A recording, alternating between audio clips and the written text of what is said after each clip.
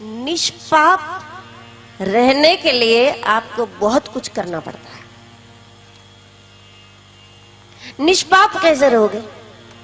पाप तो होता ही रहता है। जब भोजन पकाओ चूल्हे में,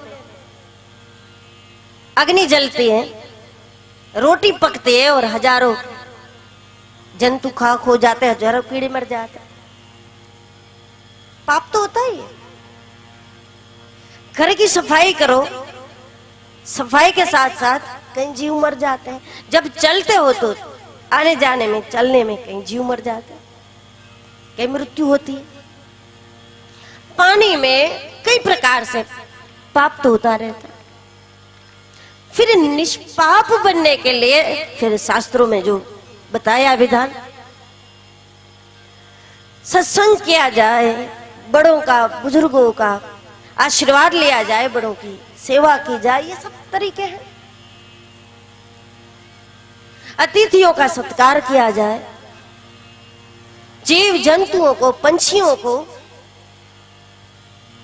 वो जो खाते हैं, पशु का आहार पशु को दिया जाए, पंछियों को दाना डालो, ये सब करते रहो तो ये पुण्य नहीं है। एक बात समझो, ये पुण्य नहीं है। पंछी को आपने दाना डाल दिया तो ये पुण्य नहीं है। अनायास जो पाप हो जाता है वो सब बराबर होता है इससे, उसकी सफाई है। सहज में पाप तो होते रहते, तो बराबर करने का योग। यदि आप पंछियों को दाना नहीं डालते तो अपराध जरूर करते हैं, लेकिन डालते हैं तो वो पुण्य नहीं है, हिसाब बराबर होता है। यदि आप 5-10 पौधे लगाते हैं और पेड़ों में आप पानी डालते हैं, यदि नहीं करते हैं तो अपराध जरूर है, लेकिन करते हैं तो पुण्य नहीं है, तब तो बराबर होता है, हिसाब बराबर होता है।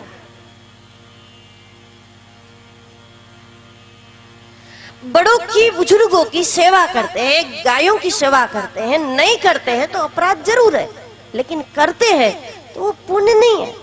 जब करोगे तब तो अनायास में जो पाप हुए हैं उसकी समाप्ति होती है, मतलब हिसाब बराबर होता है।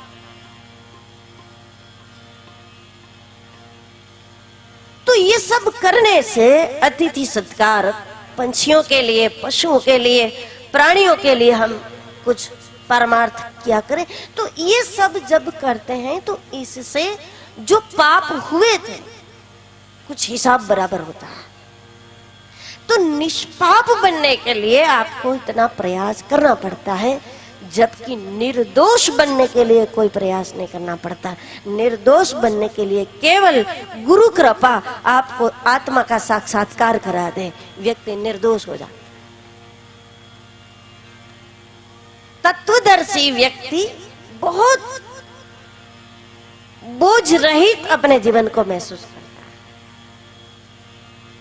बच्चे की तरह खेलने में उसको कोई परेशानी नहीं होती, बच्चे की तरह दौड़ने में उसको कोई परेशानी नहीं होती, बच्चों की तरह बैठने में उसको कोई परेशानी नहीं होती, बच्चों के साथ खेलने में उसको कोई परेशानी नहीं होती। बड़े से बड़े व्यक्ति और छोटे से छोटे दोनों के साथ वो उसके अनुकूल होकर रहने में उसको कोई परेशानी नहीं, जो तत्वदर्शी होता है। तो गुरु कृपा का प्रमाण ये नहीं है कि आमदनी बढ़े, वो प्रारब्ध है। कृपा का प्रमाण यह है कि परिस्थिति के अनुकूल रहना सीखे।